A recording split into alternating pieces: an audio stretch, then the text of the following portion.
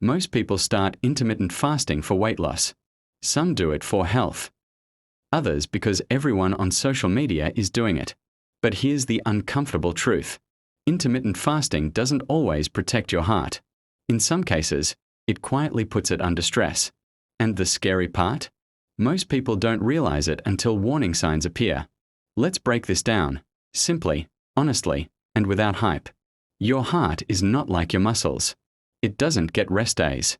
It beats over 100,000 times a day, every single day.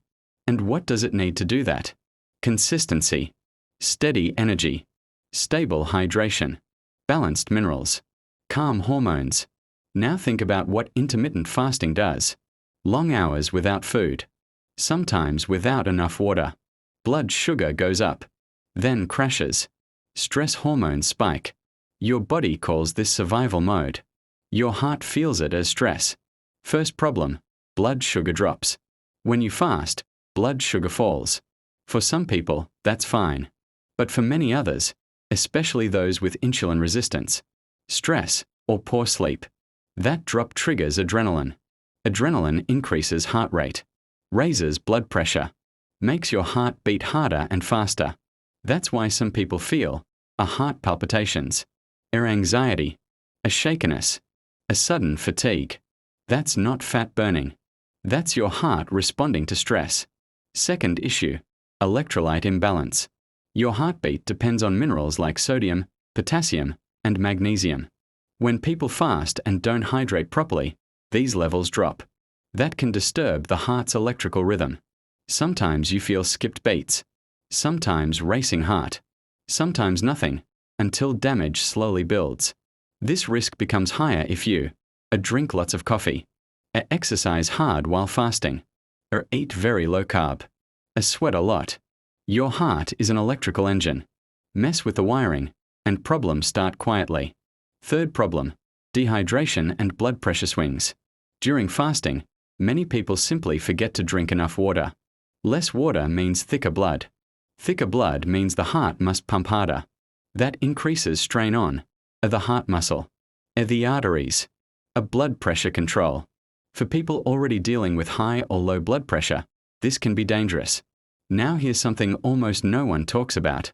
Stress hormones. Fasting raises cortisol, the stress hormone. Short term, not a big deal. Long term, a serious problem.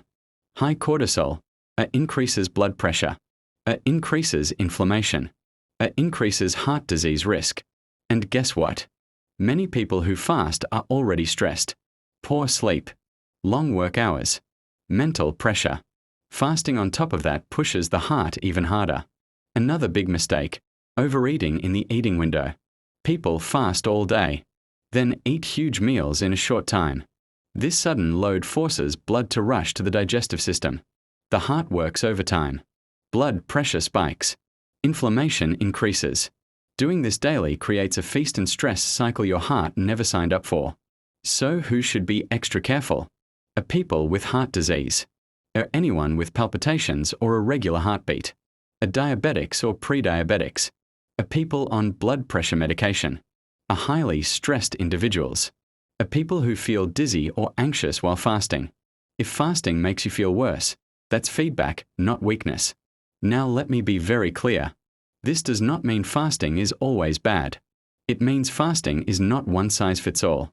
A heart-friendly approach looks like a shorter fasting windows, a proper hydration, a balanced meals, a less stress, a listening to warning signs.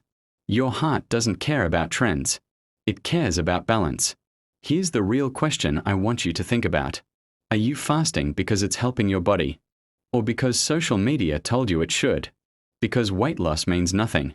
If your heart pays the price. Comment trigger, important. Have you ever felt palpitations, anxiety, or dizziness while fasting? Comment yes or no. Let's talk about real experiences.